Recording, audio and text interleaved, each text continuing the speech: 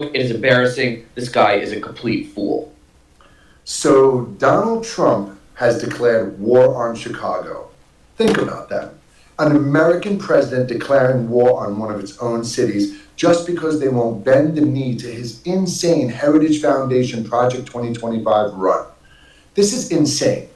And like I've said before, all of these politicians, from the governor of Illinois to the governor of California, they are all out there talking a very big game. They say they'll fight, they say they'll oppose, but I still really see nothing happening. I don't see calls for the arrest of a treasonous administration that is breaking laws and circumnavigating the Constitution.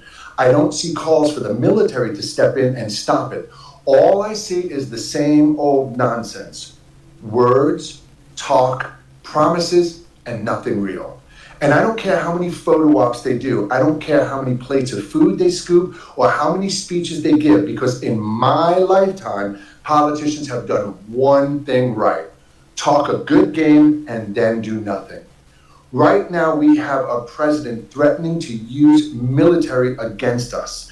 And we've got governors saying they won't let it happen, yet nobody is really doing a damn thing. So my point is this: hold the line, my friends, because right now, we, the people, are alone. And the only weapons we truly have is resistance in this economy, boycotts, blackouts, and starving these corporations of their lifeblood: money. It's all we've got until one of these chicken shit coward politicians or so-called leaders finally steps up and does something real. Until then, hold the line, resist. It's all we have.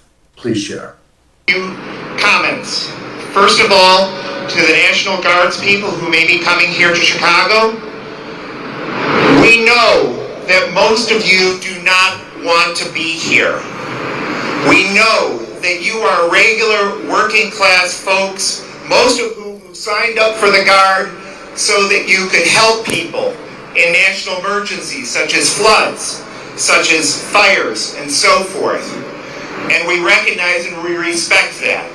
We also know that a lot of you sign up because, like many working class families, you need to have money for tuition, you need to have money for health care, to support your families.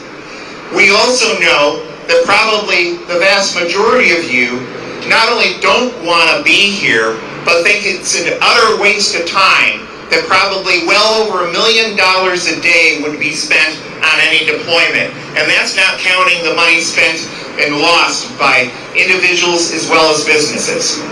So we have a message to you that is, if you are given illegal orders, you are under no obligation to follow them.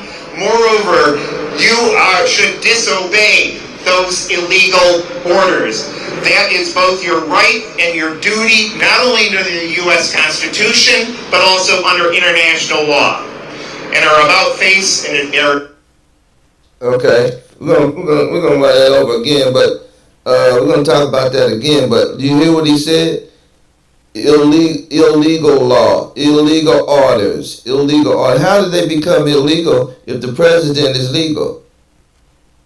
Because the president descended from his position when he gave illegal orders. I mean, he violated the Constitution, and he sent the military against the people who he worked for. It's simple. And didn't you hear I talked about international law is very important, because international law is the checks and balances in place, is the office in place that makes sure all humans are being treated right, treated like humans, that they keep their godly rights, because God set that up. Because we got the right to gain all this back. They're talking about us gaining back. They got us in ghettos, in projects. They got us stacked on top of each other. So when we come to our senses and come back as a people, this is what they're saying we have a right to expect, and what they must do as people who occupy and who are over here on illegally. Everybody in this land that wasn't here before Columbus and the colonizers got here are here illegal. Everybody. Did you hear what I said? Everybody's here illegal that wasn't here. That includes the mulatto races that call themselves white. Read the next page. Daniel S. Stackhouse Jr. Nevertheless, the Enlightenment played a role in America Revolution, just as Christianity did. Enlightenment played a role in Americans' revolution. People were still fighting over what's right and wrong, right? They had their philosophy. Some said, let's keep control of them, but we take them out of these chains, because it's not right according to God's laws, right? According to the Bible, it's not right. Christianity did. One of the Enlightenment philosophers who was most influenced in America was Englishman John Locke, author of 2 treatises of government, 1869, Essay on Human Understanding, 1889. The reasonableness of Christianity, he wrote that. 1695, yeah. And last of these argued that belief was justified if it was reasonable. Faith, we can have faith if it's reasonable, right? Okay. Lockley believed that reason was a gift of God. You know, we couldn't read, so they read the book and said, well, we got the gift of God. We can reason. These people are feeble-minded. They can't reason. They don't even know how to read. They can't read the Bible. That's how they be. See, now you see where that feeble-minded come from? They said, they read the book, wouldn't let us read. They called themselves reasonable because they had a gift from God. And that his existence was certain and knowable through logic. God's existence is certain and knowable through logic, right? And I agree with that. You know him because he don't change. That's how you know somebody. You don't know nobody if they keep changing. You don't know what they gonna change to.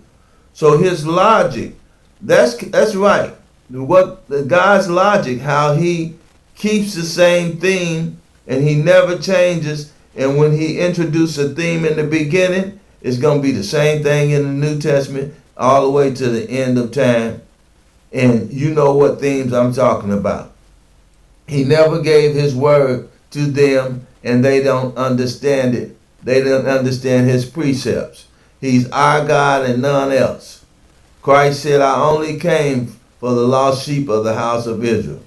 You can go to Deuteronomy and you'll find out. You go to Deuteronomy, he said his chosen people were the lost sheep of the house of Israel. Yeah, so we understand that there's a linear line of logic from the beginning of the Bible to the end. God didn't change his message when he got to Jesus, and Jesus changed everything and said you don't have to keep the law now. After the Most High destroyed all those people for not keeping the law, now he gonna let the heathens in and rapture them up, and all they have to do is say, I believe. Well, we know in Matthew 7:20, he professed to be a Christian, not a deist, and argued that the fulfillment of Old Testament prophecy and New Testament miracles had proven that Jesus was the Messiah. Okay? Explicitly rested Christian, how they mapped out the treaty. God put it in their leaders of them, their awakening. They were awoke. He awoke them with the Bible because he did that for us, right? So they could prepare a pretty humane environment, although they were inhumane to us.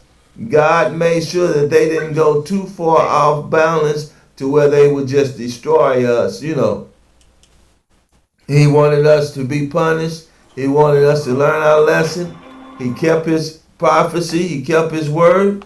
He put us in slavery. He scattered us among these people. Now, he gave them the moral understanding of how people should be treated. Why did he do that? For one, so they could become guilty of their behavior, right? They could say, "Well, you put them in our hands, and we come out the cave. We didn't know no better, We just did, we were cavemen. You made us cavemen, and we came out. We didn't know how to treat them. You didn't give us the law." So he gave them an understanding on how humans should treat humans, right? They understood that we were his chosen people. We are his portion, right? So they had to give some kind of standard on how to treat other slaves and other people, because they didn't know. They were savages. They were beasts, wild beasts. So he had to civilize them enough to where they could care for us and have an understanding, so they could become guilty of the crimes they were committed, because without some kind of understanding, they couldn't become guilty. He couldn't hold them accountable. So, Lockley Salt, concerning, Rodney Starks argued that Lockley explicitly rested his political theory on Christian doctrine concerning moral equality, right? Lockley sought to discover the natural law. He sought to discover the natural law which governed political and social justice as Isaac Newton. Okay. So, that proof again that the laws of the land, the natural law, the constitutional law, is the same as God's law, right? Every human being should be treated humane, right? Also, that means that we are absolutely free, right? That's the law of nature. We are absolutely free, and no man has the right to force another man to live in red lines and under his laws and jurisdiction. Okay? So, yeah. Let's see here. They got Isaac Newton here. Isaac Newton had discovered the natural law, which is the Constitution, the common law, the rights of indigenous people that's under the natural law. That's what I'm putting on my channel now, trying to teach the natural law. That's of God. They got that from discovering godliness, how to be accountable to other humans, human rights, right? Law refers to those which humans. And another thing, that proves that you are a beast unless you are keeping God's law. You are a beast. You're thinking like the beast of the field. That's the allegory and the metaphor where Adam was above all the creatures of the field, because they did not, in Genesis, they did not have the law. The serpent did not have the law. He knew the law, but he had eaten from the tree of the knowledge of good and evil. He didn't abide by God's law. He was just a beast in the field. All right. Human beings could discover through the use of their reasoning. Natural law is just, doing unto you have them to do unto you. That's common law. That's the law of the land. That's Constitution. Okay. And so psychologists teach that every person understands that you should treat people like you want to be treated. That's common. You're born with that. You're born with that. You have to be taught to do evil to people. You have to be taught to do evil with people, because your conscience is going to tell you, don't hit that baby with that stick. Don't step on your brother's shoe. don't harm your brother because you wouldn't want them to harm to you. That's your conscience. That's what you're born with. The natural law. You know what I mean? That's what you're born with. You're born with that. You don't have to be taught that. That's the knowledge of good. We were born with the knowledge of good. But they, the nations, they are estranged from the womb. We are not, all right? They are estranged from the womb, and they sit on their beds and devise evil thoughts. And then when it's time to get up, they go out and try the thoughts out, the evil on the people around them. That's who they are. That's who Esau is. That's who Donald Trump is. That's what we're trying to tell you. The nations are demons. They are the chosen people of Satan. Right? They are the chosen people. And I know a lot of y'all say it a lot of different ways, but yeah. They are Satan's chosen people. The nations are. Okay? Let's see here. That's rights of indigenous people. That's all the treaties. You know, that's what I'm going over now. So when you think about it, when they say we got to go and convene in council and see how we should pay you reparations, you know, in our truth, they don't know how to restore. They don't know how to redress what they've taken from you. They don't know how to pay you back because they think of themselves first, right? They're narcissistic. They're always thinking of themselves. They're thinking, now if I give him his stuff back, he's going to have more than they're going to have more than we have, and they are going to put us on the bottom of the totem pole where we deserve to be because we didn't have nothing when we came over here, smelling like dogs, hairy, full of lice and disease.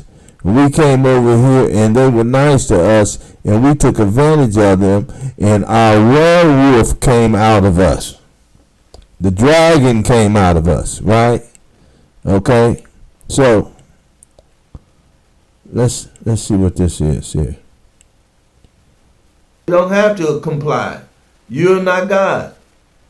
They are just as much right to walk and move and not be stopped and harassed by your so-called slave catchers, so-called police, as you do. If you can do us like that, we can do you like that. But we damn sure can police our own community. I'm showing you the statutes and everything for that now. Okay, let me keep reading. Isaac Newton discovered that the natural law was science. Natural law of science. The natural law of science, such as gravity. This is what they call natural law. Right? Science. Natural law referred to those which human beings could discover through the use of their reasoning. However, Locke saw no conflict with using the Bible references to illustrate his philosophy. For example, the natural law he referred to as the Old Testament story of Cain killing his brother Abel. Here's an example here. Upon this is ground. Upon this is ground the great law of nature. Upon this is the great law of nature. Whosoever sheddeth man's blood, by man shall his blood be shedded. And Cain was so fully convinced that everyone had a right to be destroyed, such as criminals. That everyone had a right to be destroyed, such as a criminal. That after the murder of his brother, he cried out, everyone that findeth me shall slay me. How many times can you be slayed? He said, okay, so I'm going to end this part right here to show you that everyone has the right to stop the criminals. I should have jumped to this first, but everyone has a right to come together to stop criminals when they begin to terrorize the people. We don't have to convene the military and stuff like that. But I'm going to go to this other video real quick. I didn't mean to stay this long, but this is going to be real quick right here. But everyone has the right to stop these terrorists and these tyrants that come in your neighborhood. What you need to do is pull those masks off those people. Just pull them off, a couple of them. And they're going to have to become state witnesses. Or they're going to get killed. They're going to want you to protect them then, or the Trump administration, the MAGA, is going to destroy them so they can't testify against their brother. So if you can get the masks off a few of them, put them in handcuffs and hold them, you will not be doing anything illegal, because Trump is not the president anymore. Trump is not the president because he's coming in our cities, in our neighborhoods, and not the red state, not where his MAGA people are. He's coming in our neighborhood and attacking us. We can't depend on those governors and stuff to defend us. Proof too that these governors are working for white supremacy. They're not working for you, right? They're letting Trump set the precedence, which is martial law. He's setting the stage for martial law, and if they decide to move him out of office, they're going to use the same tactics, because they don't need us. Once they get their base used to watching them use the military against us in our cities, and we just stand around and look, then that's going to be the new norm. That's going to be the new norm for Democrats and Republicans. And I think the Most High might have to do this. I think he's doing this to let you guys see our last little few hang on to the political system. He's going to let you see that the Republicans and the Democrats are both against us in our land. They're both overthrowing our government, us governing ourselves, forcing us in their jurisdiction. They are both for that same. They're for that same objective. Let's see. To anyone like Cain, it was obvious to anyone with the ability to reason that in this original state of nature, people had a God-given natural right to live. Right? According to Lockley, all people were created free and equal by God. Now, this is their awakening now. This is in their awakening. They had to awake to this. So they know, right? They already know this. They had to read the Bible. They had to read the Bible to get this understanding. And it was not that they said, they had a change of heart toward us. It was that they were trying to protect themselves from each other. But saying we can't just be savages towards each other, right? We have a godly duty to be human. They didn't understand how to be human when they came out of those caves, right? Okay. It's written in their hearts. He called this condition of perfect freedom. Perfect freedom. He called this a condition of perfect freedom. They understand what it means to be free. They put it in a book so we wouldn't understand it. He called this condition of perfect freedom the state of nature. The state of nature. Natural laws. God-given laws. Okay? Like Cain was obvious to anyone, like Cain, it was obvious to anyone with the ability to reason that in this original state of nature, people had a God-given natural right to live. right? A God-given natural right to life, as well as freedom, the ability to mix their labor with the natural environment and create property. So everything we built was property. It belonged to us. We built this land.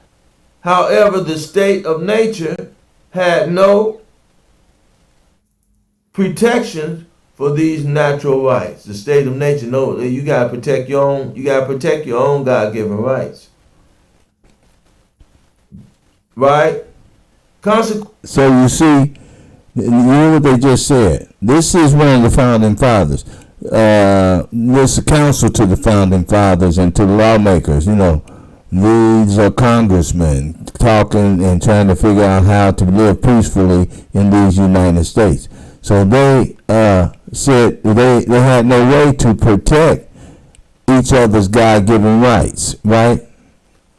Because they were fighting against each other. Who would rule the slaves? Who would rule this part of the hemisphere? Who would rule this part of the country? You know, who's gonna take over the sugar trade? Who's gonna get this land? You know, they was fighting like cats and dogs, man. They was fighting like cats and dogs in them colonies on the East Coast. You know, it was just free run, man. It was they were rich. It was a rush to be rich, and they were dogged. So they had to create this. They said, how are these? They looked and saw, how did these people live civilized with each other all these years before we were brought on earth?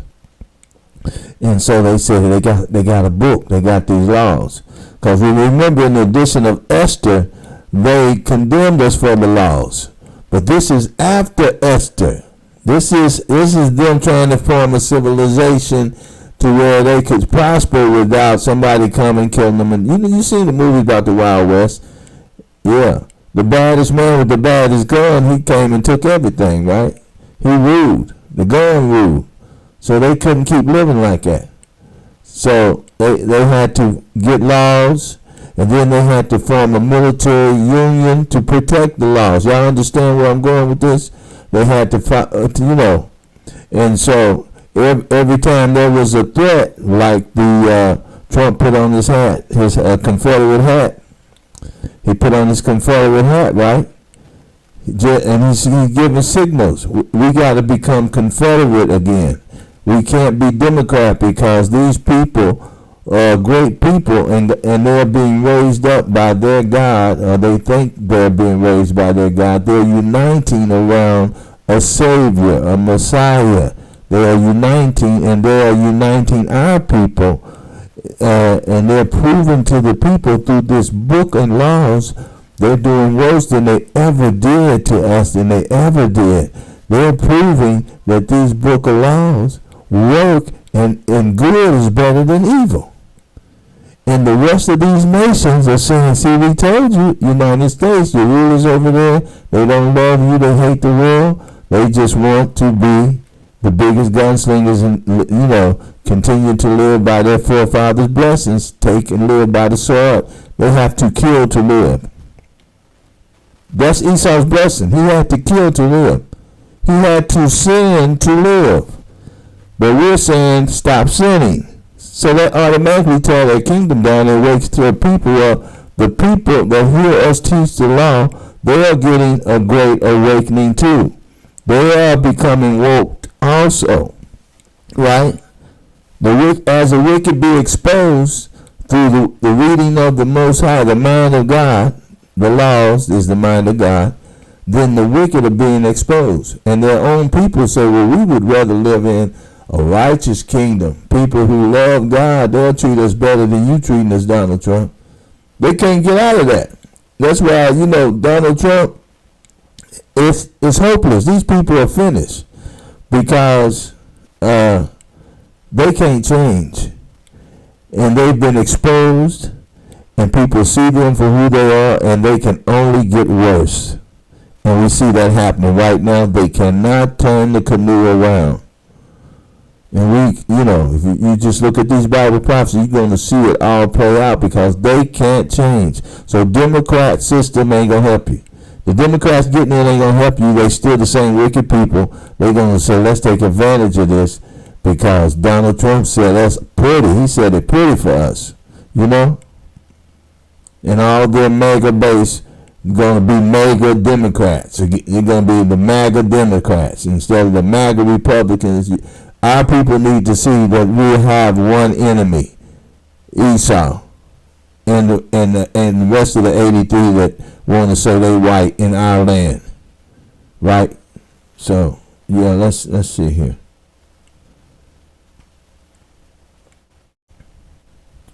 Consequently, people had no protection to these natural rights. Consequently, people made social contracts whereby they agreed to come together as societies and then create governments. Therefore, governments were not intended to provide rights. You get that? They don't make rights. They can't give you, the Constitution is not them giving you rights. You have a God-given right to exist and control your own environment. See, so if we have a God-given right to control our own environment, Trump is breaking the law. If we hired him, we voted him in, we hired him. He went renegade. Just get the picture now. Everybody got it. Let's just make it plain. This is what we should be talking about and stop listening to them dumb politicians because they're not working for us. They're not telling you. Trump saying, I don't work for y'all no more. I'm going to show y'all what war look like. To the people who employed him. Why don't they convene the military and say, hey, this man is out of his mind. He's turned the military on the people.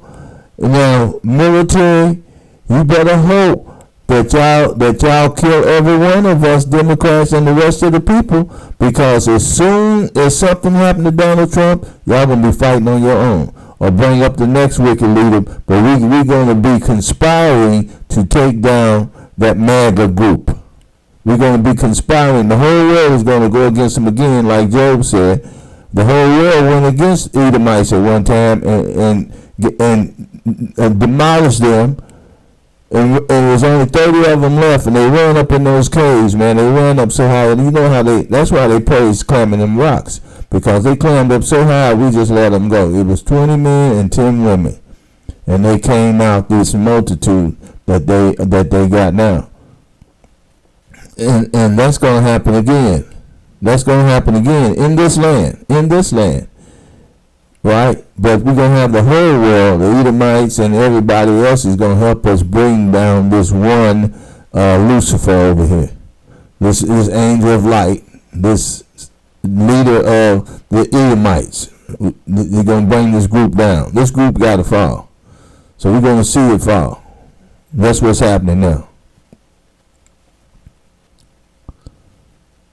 But to secure those rights, which people already possess by their very nature as human beings. That's what the rights of indigenous people, international rights, give international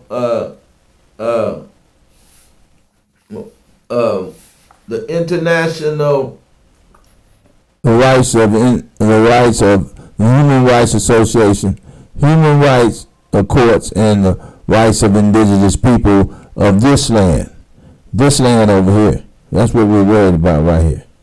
Okay. As Lockley put it, the mutual preservation of their life, liberty, and estates, which they call the general property. If a government failed to protect their rights, then the people could abolish it and create a new one. To put it another way, Lockley argued that under certain circumstances, people had a natural right to revolution, right? One of the ways Lockley expressed the right to revolution was with the phrase, an appeal to heaven. In any society, people have had the right to make an appeal to the law.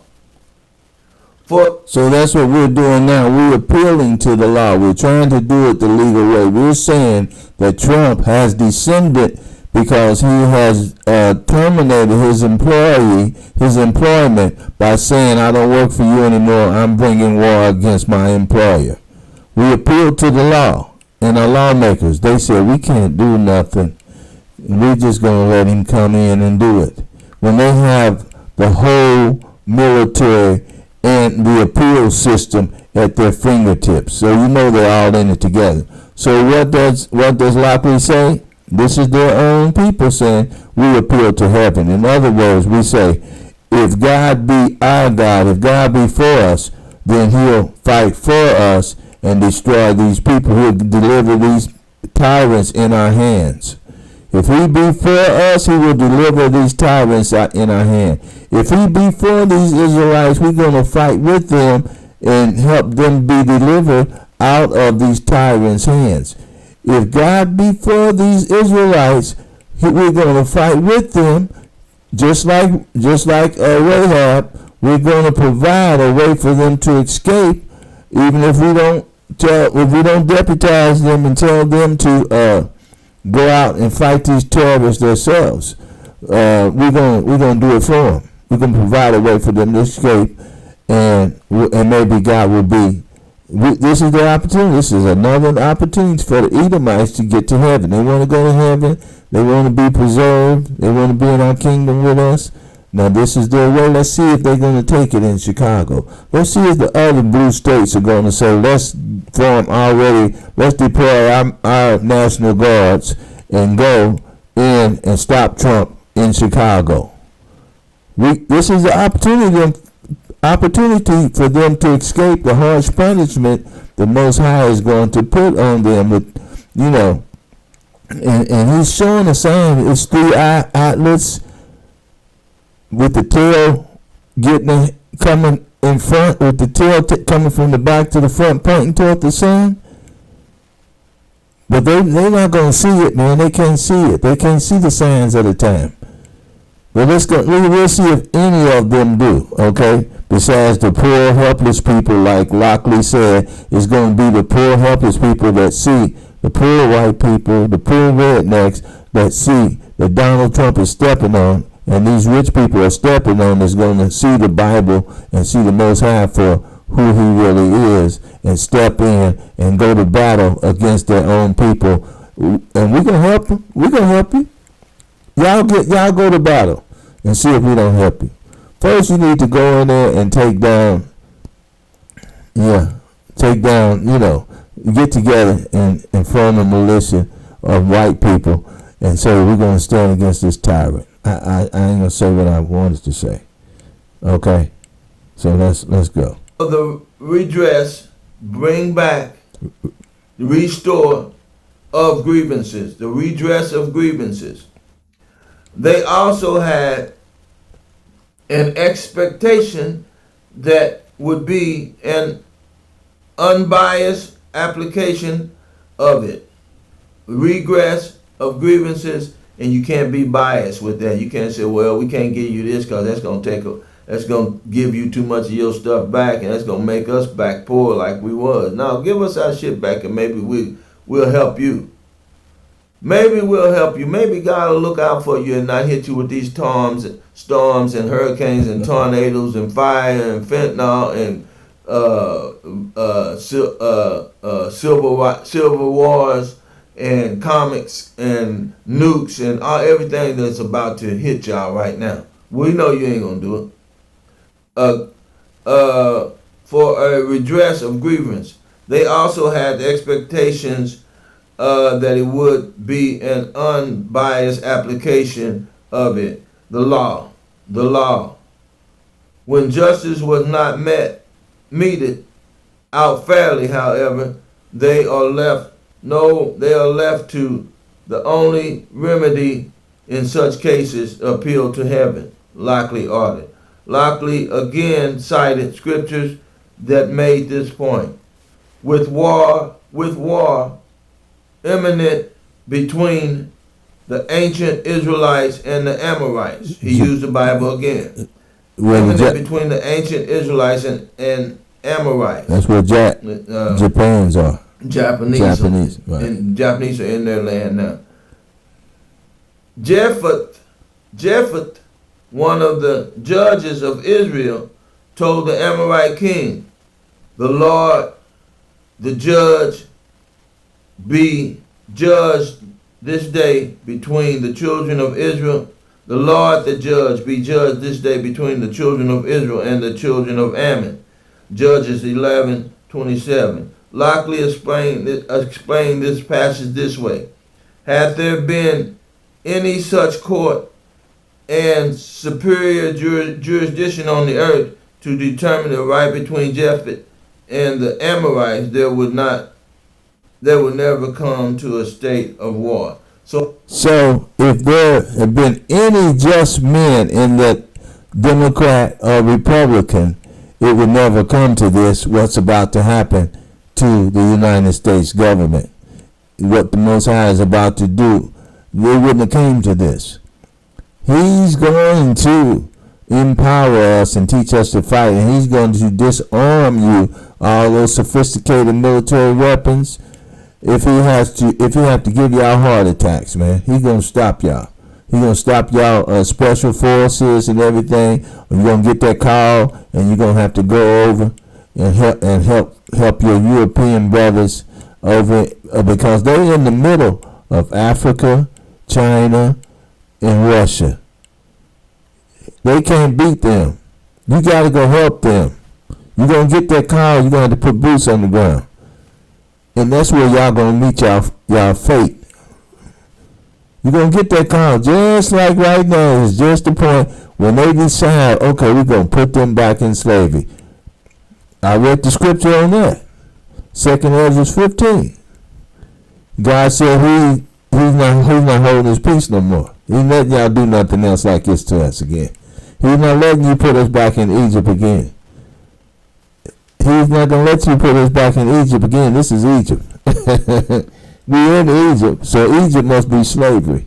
He's not letting y'all use your Jim Crow and your military and everything to make us scared and can't come out the house. They'll be back in Egypt again. So, Judge, this is just about time for everything to go haywire. And when the fighting starts, your government is going to be finished.